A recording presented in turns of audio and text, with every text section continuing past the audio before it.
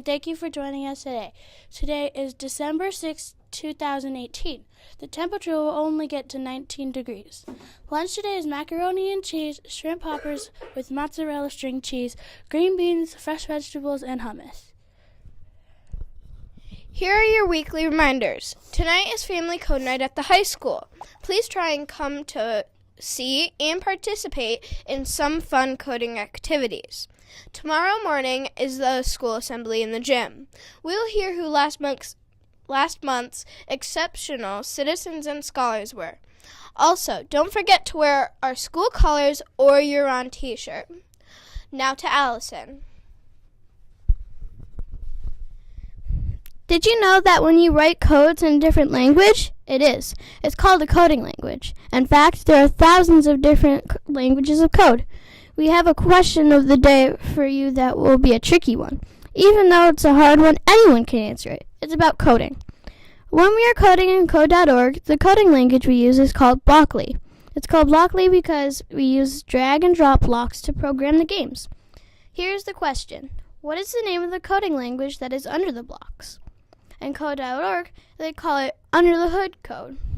It is considered one of the most widely used coding languages. What is that language called? Whoever comes to Miss C. Smith first and tells her that person will be on the news tomorrow. Good luck! Here's another video about coding. Enjoy! I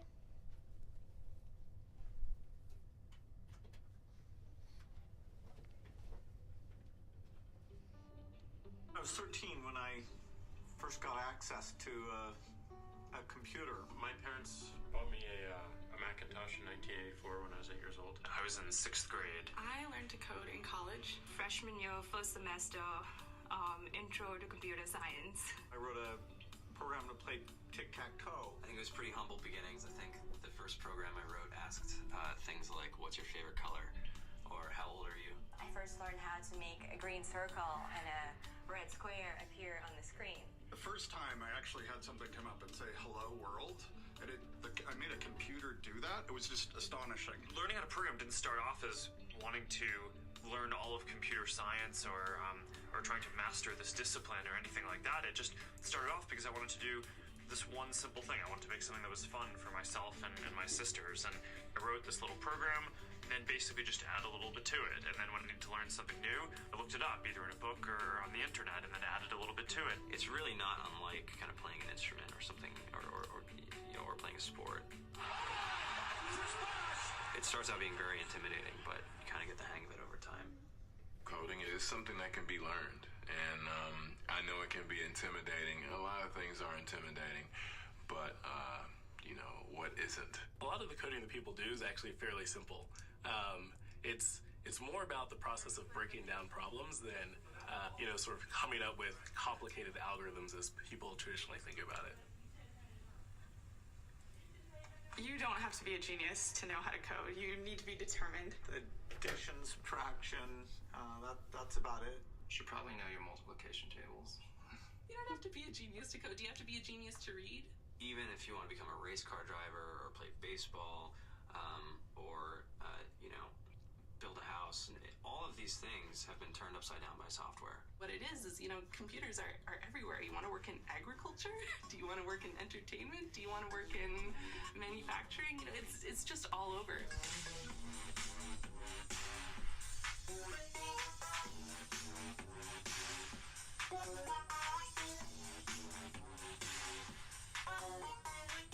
Here we are, 2013. We all depend on technology to communicate, to bank, information, and none of us know how to read and write code. When I was in school, I was in this after-school group called the Whiz Kids, and when people found out, they laughed at me and all these things, and I'm like, man, I don't care. I think it's cool, and I'm learning a lot, and some of my friends have jobs. Our policy is literally to hire as many talented engineers as we can find. The whole limit in the system is just that there just aren't enough people who are trained and have these skills today. To get the very best people, we try to make the office as awesome as possible.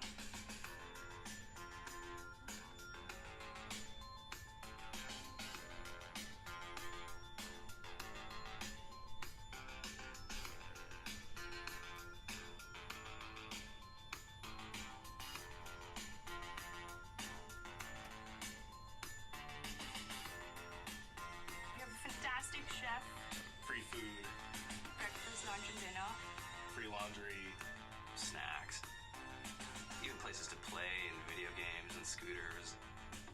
There's all these kind of interesting things around the office and places where people can play or relax, or go to think or play music or be creative. Whether you're trying to make a lot of money or whether you just want to change the world, computer programming is an incredibly empowering skill to learn. I think if someone had told me that software is really about humanity, that it's really about helping people by using computer technology, it would have changed my outlook a lot earlier. To be able to actually come up with an idea and then see it in your hands and then be able to press a button and have it be in millions of people's hands, I think we're the first generation in the world that's really ever had that kind of experience. Just to think that you can start something in your college dorm room, and you can have a set of people who haven't built a big company before come together and build something that 1 billion people use as part of their daily lives is just crazy to think about, right? It's humbling and it's amazing. The programmers of tomorrow are the wizards of the future. You're going to look like you have magic powers compared to everybody else. I think it's amazing. I think it's the closest thing we have to a superpower. Great coders are today's rock stars. That's it.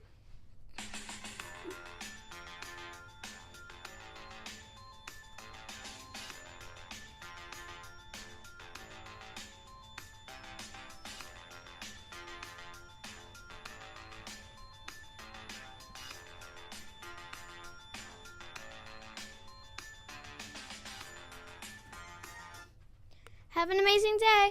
Please stand for the Pledge of Allegiance. I pledge allegiance to the flag of the United States of America and to the republic for which it stands, one nation, under God, indivisible, with liberty and justice for all. Thank you and have a great day.